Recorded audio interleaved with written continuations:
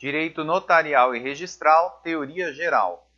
Continuando o estudo da teoria geral do direito notarial e registral, falando ainda de seus princípios, ainda nos princípios gerais, vamos continuar a falar da publicidade, que, como vimos, nada mais é do que a possibilidade de conhecimento de um fato ou ato jurídico. Essa publicidade também é conhecida como cognoscibilidade e ela tem um condão de impedir a alegação de desconhecimento dessa informação por terceiro. Lembrando que o princípio da publicidade é a base do princípio da segurança jurídica. Sendo assim, podemos estudar a publicidade ainda em relação à sua inércia. Dessa forma, ela pode ser passiva ou ativa. A publicidade passiva se dá quando a emissão da certidão ou translado é feita somente a pedido do interessado. Já a publicidade ativa é aquela em que é obrigatória a emissão do translado ou traslado.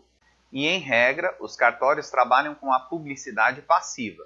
No entanto, é possível observar a publicidade ativa em determinados atos registrais, como, por exemplo, na certidão de nascimento, no cartório de registro civil das pessoas naturais.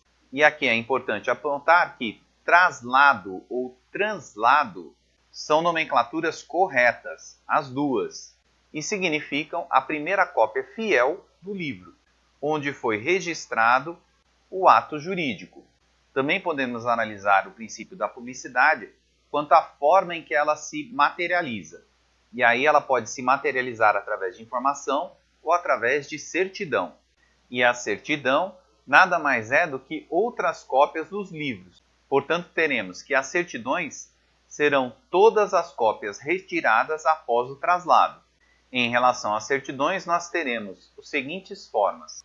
Temos as certidões de inteiro teor, as certidões resumo e as certidões quesitos.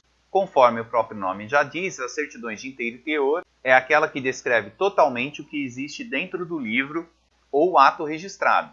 As certidões resumo são aquelas que descrevem os elementos fundamentais do registro. E as certidões quesitos são aquelas que respondem às perguntas realizadas pelo usuário do serviço. Então, na verdade, ele não precisa nem do resumo em si, mas precisa que algumas questões sejam respondidas. Ele fará essas perguntas através do documento hábil e essas serão respondidas através dessa certidão de quesitos. Em regra, os prazos para a emissão de certidões são de até 5 dias, conforme as normas das Corregedorias de São Paulo, de acordo com o provimento 19 de 2017. E aqui são 5 dias úteis.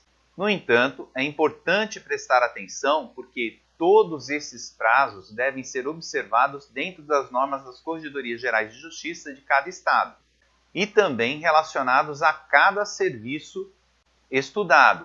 Porquanto, no tabelião de notas, os prazos para emissão de certidão são diferentes.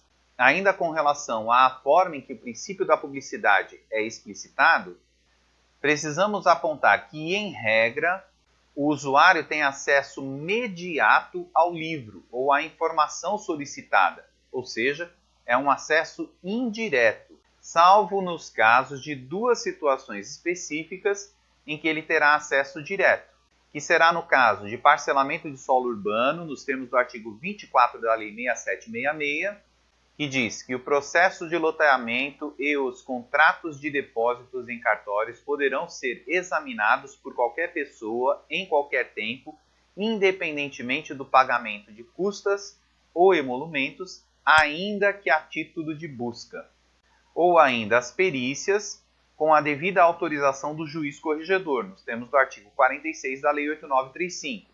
Que informa que os livros, fichas, documentos, papéis, microfilmes e sistemas de computação deverão permanecer sempre sob a guarda e responsabilidade do titular do serviço notarial e de registro, que zelará por sua ordem, segurança e conservação. O parágrafo único assevera que, se houver necessidade de serem periciados, o exame deverá ocorrer na própria sede do serviço em dia e hora adredes designados, com ciência do titular e autorização do juízo competente. Dessa forma, nessas 2 situações, poderá o usuário ter acesso direto à informação do livro.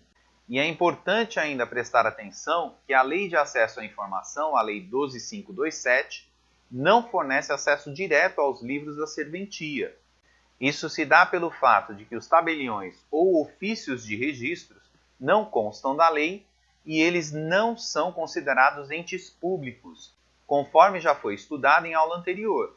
Na verdade, eles são considerados entes particulares que prestam serviço público, ou melhor dizendo, delegatários do serviço público. Dessa forma, a Lei 12.527 não alcança os tabeliões ou oficiais de registro.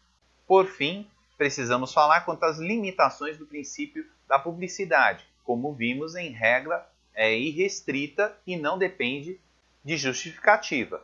No entanto, ela pode ser irrestrita, como regra, e nesse caso, todas as informações do registro deverão ser disponibilizadas, ou restrita, possibilitando acesso somente a algumas informações do registro.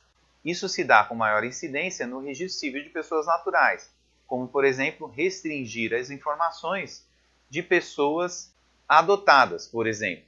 E, logicamente, essa ressalva tem exceção, que é no caso de pedido escrito do próprio interessado e ou solicitação do Ministério Público ou do juiz.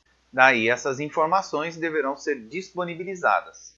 Como é possível perceber, essa restrição está relacionada à proteção da intimidade da pessoa humana.